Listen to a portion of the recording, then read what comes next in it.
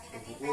Kebiasaan mengkonsumsi narkoba memang bisa membuat tubuh sudah beradaptasi dan juga timbul perasaan ini lagi ataupun lagi.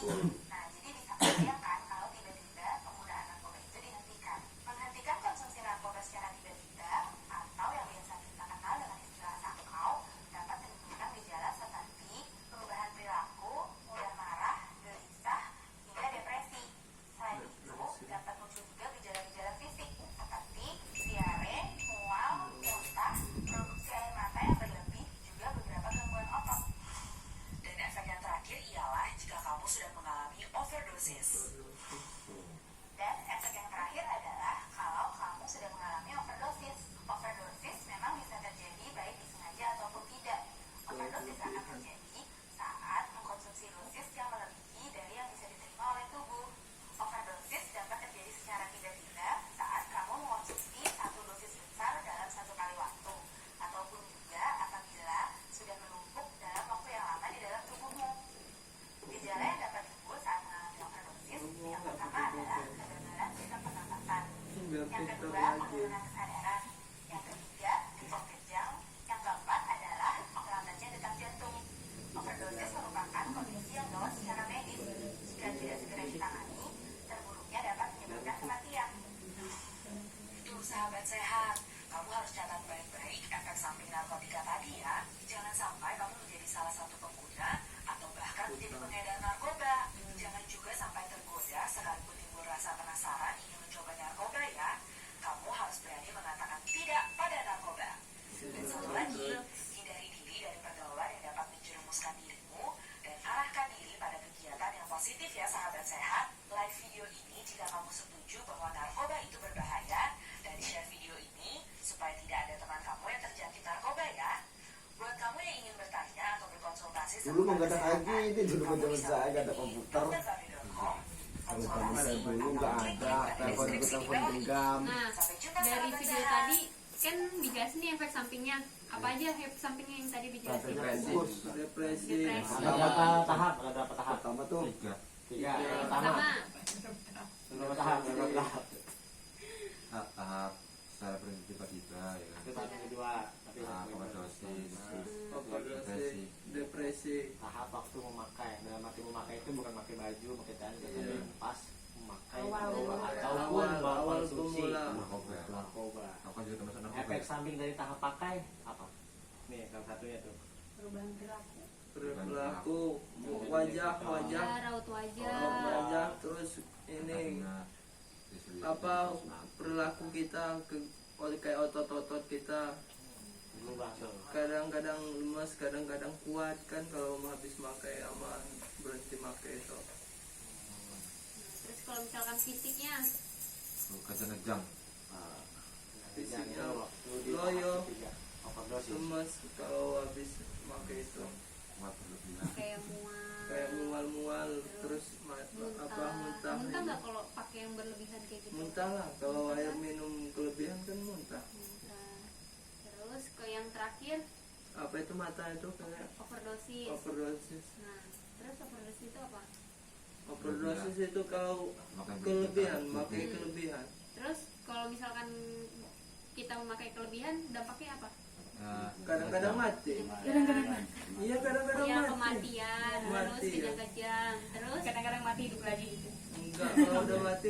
Ditangani secara medis, secara baik. Depresi. Depresi, Mati juga bisa. jadi gila. Mati saja.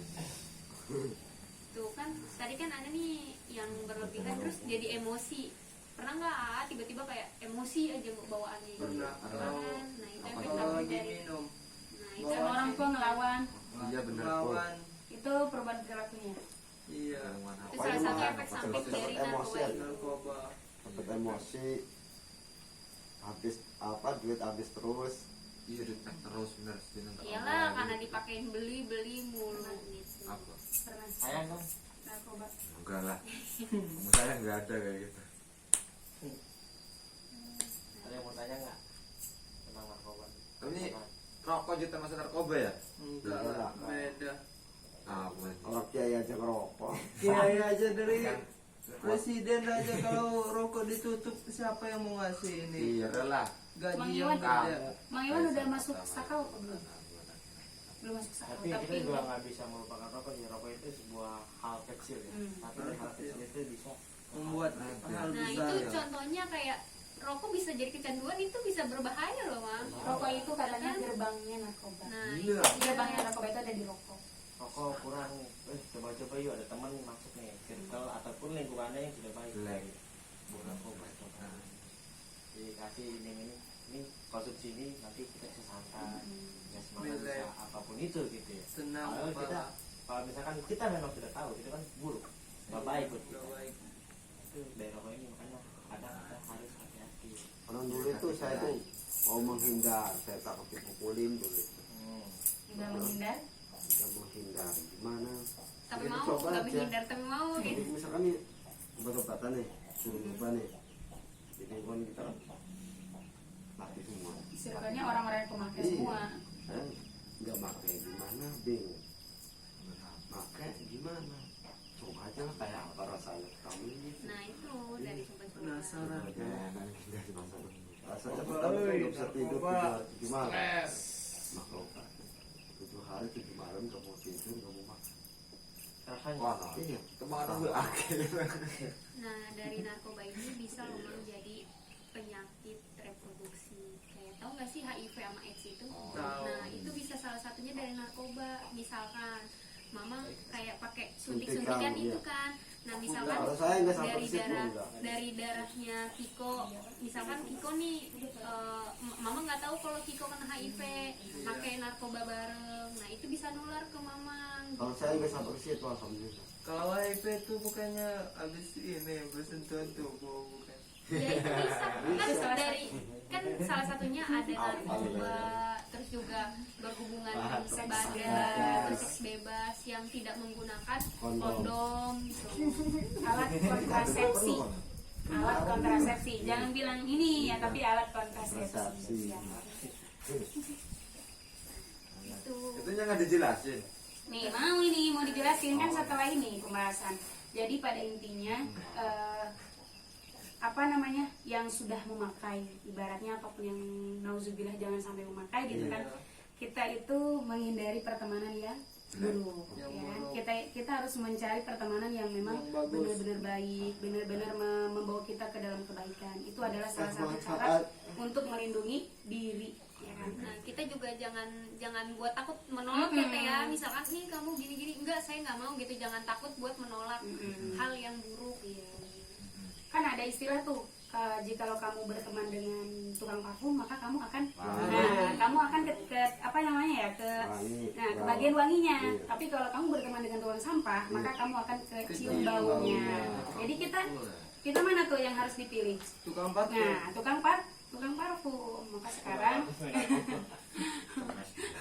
Jadi harus pinter-pinter. itu ya. istilah aja ya gitu. Intinya kita mencari pertemanan atau circle yang baik.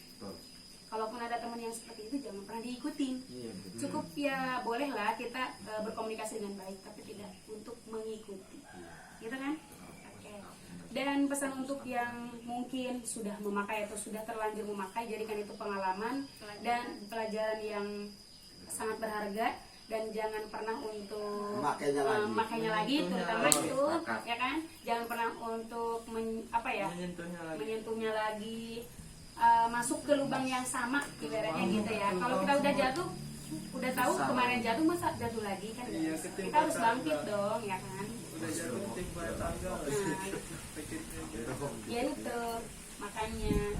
Dan juga jangan lupa kalau kita udah tahu nih kebaikan apa itu yang kita dapat dari setelah mengkonsumsi narkoba itu, apa efeknya dan sebagainya, kita bagi kepada teman-teman kita yang belum tahu dan apa itu bahayanya narkoba. Kalau saya di tubuh kurus kecil, tadinya kan gitu ya Pak. Iya, kurus kecil. Nah, itu bisa jadi efek sampingnya Nah, kan. efek samping. Jadi kayak Kecil. Tadinya putih kan? Nggak, tadinya mah berarti nggak kurus kayak gini. Ada yang Kedur sakit belum pakai. Oke, setelah itu nih boleh dibaca dulu ini nih. Ketika kita mengeluh, Allah menjawab, katanya kan di situ kan ada kan.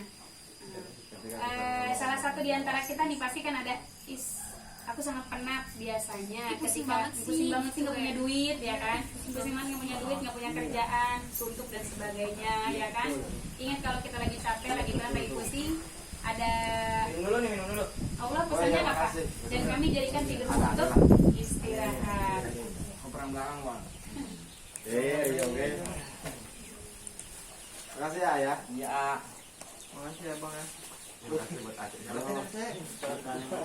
Mahasiswa ini. Itu tuh belakang siapa namanya? Ini Bang, di situ bang ya. Iya. Ini ada namanya. Oh, ini lu berarti. bisa nggak? Bisa. Itu.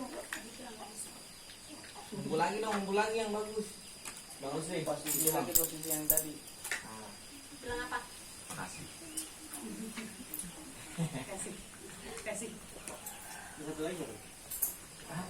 Masih ya. Saya lanjut. Apa lu lah? Udah deh. Dulu dong, bisa dulu kita. Nah, es dulu. Kamu sambil mana? Iya yang baca. Mau jualan? Nah, Mau jualan? nih ini juga ada pesan nih. Beratnya dugaan ini tak sanggup Tuh pegang, rasanya. satu pegang. Contohnya, ya kan, Mang Iwan, dari Mang Iwan sampai Bang Ciko ngerasa kayak, wah saya ini jadi orang kayak gini amat ya kan, berat banget ya hidup saya, pernah narkoba dan sebagainya. Tapi ingat, ada di surat Al-Baqarah 286 menjelaskan bahwa Allah, aku tidak membebani seseorang melainkan sesuatu kesanggupannya. Jadi sesuai dengan kesanggupan kita. Berarti Mang Iwan kayak gitu karena Mang Iwan sanggup.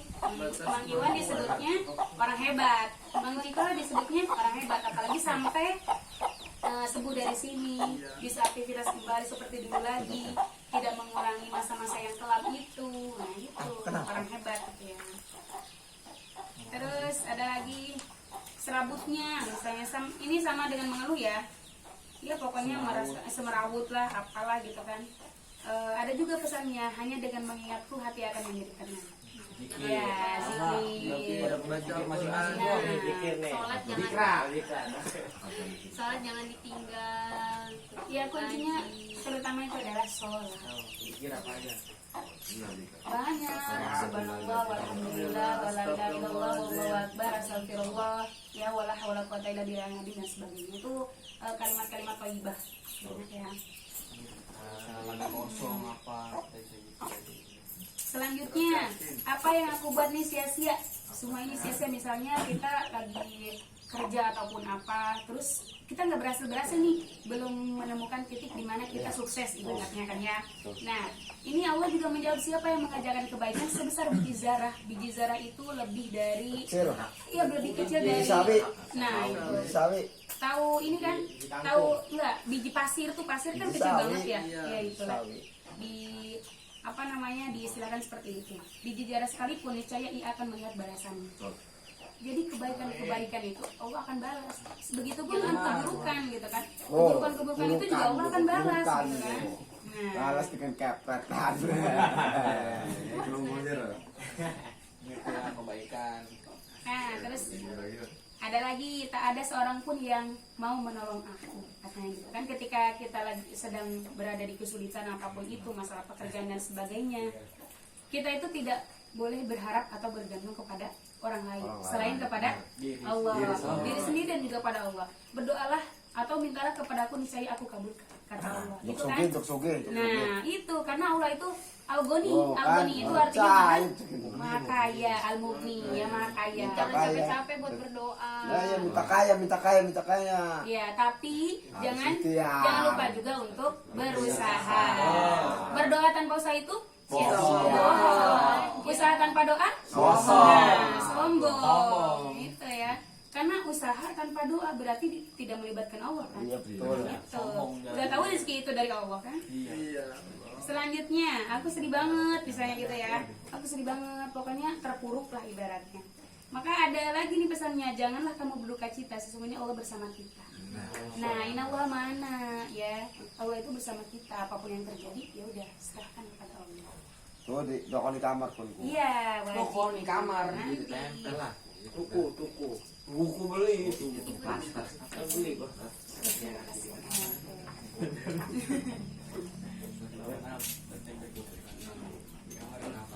Selanjutnya ini ada rutinitas yang harus dilakukan nih setiap hari nih.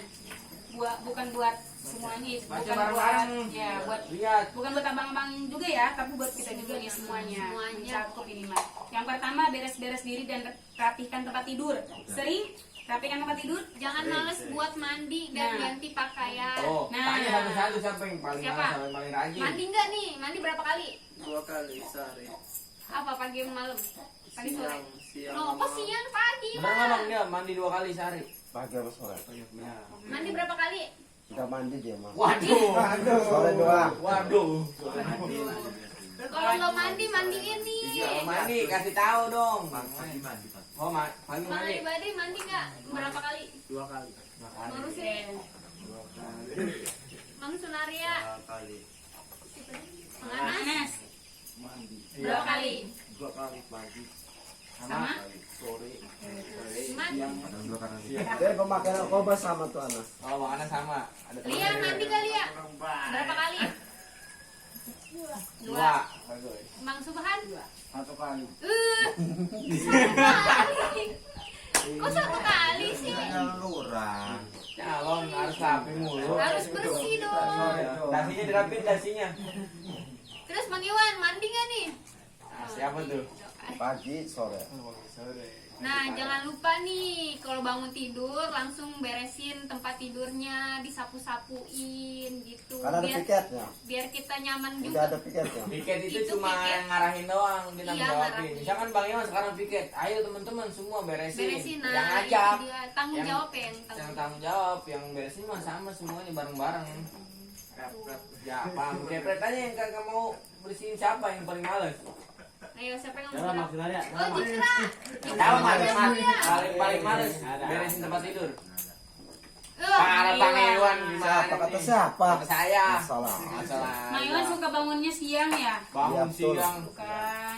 Mang, kalau Gimana? misalkan tempat tidur kita bersih kan enak gitu ditidurinnya, dilihatnya juga enak. Kan ada orang mau bersih tutup. Nah, makanya suruh bangun bangun. bangun ayo kita Ayo beresin bangun. gitu dong. Kayak baru-baru ini susah suruh bangunnya. Nggak apa-apa, pelan-pelan dulu. Kalau udah lama-lama baru bangun.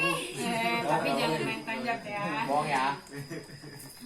Nah, yang kedua yaitu nyiapin pakaian untuk besok. Ingat, minimal pakaian itu 1 hari sekali ganti. Iya betul. Ya. Iya. Ya, 1 hari Cokoli, sekali cokoli ganti. terus. Jangan 1 minggu sekali gantinya. Itu udah baunya apa gitu ya. Nah, jangan lupa juga tadi kan rapiin diri itu, beres-beres itu menyakup sikat gigi dan segala macam itu ya. Wudhu itu termasuk dengan apa? Beres-beres diri, membersihkan diri, ya kan, dari najis, dari hadas dan sebagainya. Itu wudhu termasuknya, ya. Selanjutnya ada di sini plan and review next day. Tuh, artinya apa tuh, Teh Am? Ini tuh planning ataupun rencana kita besok kita mau ngapain ya? Saya mau ngapain ya besok ya? Mau ngerjain apa ya? Gitu. Jadi setiap hari itu ada Ada kegiatan. kegiatan biar Biar nggak bengong, biar nggak suntuk. gitu. Gitu. Besok saya mau ngapain ya? Oh, saya mau ngapain ya? Mau ngapain ya? Intinya gitu ya. Tapi jangan kabur ya. Besok saya mau kabur ya, jangan gitu ya. Tanya Besok saya dong, mau kabur. tanya ke Saya mahasiswa kira-kira apa aja yang bisa diplanningin sehari itu. Iya. Apa aja yang bisa di-planning untuk Contoh, sehari? hari ini kita misalnya sholat subuhnya telat nih, ya kan? Bangunnya misalnya jam 6 gitu kan. Contoh, wah saya sholat subuhnya hari ini telat nih, berarti besok saya harus bangun jam Jam 5 5. ataupun jam setengah 5. Itu udah termasuk planning ke besoknya. Jadi Karena planningnya udah pas semalam sebelum tidur. sebelum tidur itu kita harus pikirin besok kita Iya, harus gimana. betul. Harus niat. Jadi Harus niat. Tapi saya udah niat pengen sholat tapi bangunnya siang. Waduh, Nah, tapi itu gimana apa tuh? nih? Tapi Bang, entar dulu, Bang Iwan punya HP? Maksudnya kan gak ada yang ngebangunin. Bang Iwan Waduh. punya HP? Punya. Punya HP? Iya. Nah, coba alarm Alarm. dinyalain. Minimal jam 5 deh. Alarm gak pernah. Hmm. Tapi kalau musik ya. Tuh kan, itu alarm deh. Kalau misalnya pakai alarm nggak bangun-bangun, berarti Mang Iwan suruh temennya, tolong sebor saya jam 5. Sebor saya jam 5, bangunin suruh sholat gitu kan. Harus peduli satu sama lain gitu loh. Tapi Apa, kalau Sob? kita mau sholat Tangan tahajud nih, itu, Zana. kalau kita nggak ngerjain tapi kita udah niat dapat pahala kan? Iya, kalau dapat pahala ataupun enggaknya nggak tahu ya, Tapi diusahain. diusahain Jangan cuma dilaksanakan niat aja. doang. Walaupun niatnya baik gitu loh. Coba kalau dari teman-teman semua kalau permasalahan bagaimana tadi, misalkan kita udah niat nih bangun subuh tapi kesiangan, itu teman-teman biasanya ngapain dulu sebelum Mandi dulu lah. mandi dulu? Mandi dulu. Mandinya kapan? Mandi jam 5. Jam 6 kan kesiangan. Ya apa? Maksudnya apa yang harus kita siapin gitu buat besok? Ini baru sholat subuh. Udah ketinggalan, nama ketinggalan lagi itu mah. Jalan tuh ya. Terus lagi. Ya intinya kalau misalnya kita benar-benar kesiangan banget, misalnya bangunnya jam 7 karena nggak ada yang ngebangunin ataupun dibangunin tapi nggak bangun-bangun.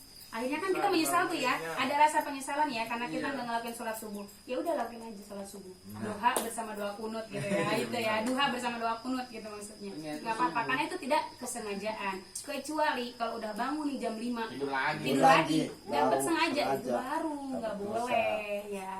Nah kan karena udah kesiangan, tidur malamnya coba jangan begadang atau tengah malam gitu. Siapa yang paling begadang banget? Itu ada terakhir siapa tidur pas semua ya? Biasanya jam 10 udah tidur berarti ya? Udah oke. Tuh kalau Sekarang nggak bang? hitungan jam tidur itu kalau jam 10 udah tidur itu jam 9:30 bisa bangun loh. Kalau saya jam 12 Tidurnya. Nonton bola. dengerin musik. Dengerin bang ya 2 jam dengerin musik gitu ya. Saya kalau dengerin musik langsung gini, tidur. kalau nggak dengerin musik kan, kalau saya kan biasa tidurnya malam terus, nggak dikasih obat, nggak dikasih obat juga. Ada suntuk juga ya. Iya, bete kan, nggak ada yang dikerjain daripada melamun kan. Ya. Kalau teman-teman nih dari teman-teman semuanya yang bangunnya tepat mulu, siapa yang kira-kira aja subuh? Baru lu ada kromo tapi Kromo. upload lah. Oh iya. Tapi ada nggak kira-kira yang udah paling sering lihat? Oh ada nih dia Kita bangun menaikkan bangun kaki itu pagi. sok salat subuh kan. Iya ya. Salat lah. Siapa sih? Takon ismatku, sekolah kita tunikku. Lagi pagi bangunin. Kita ingatkan bahas salat subuh. Kalau saudara bangun pagi.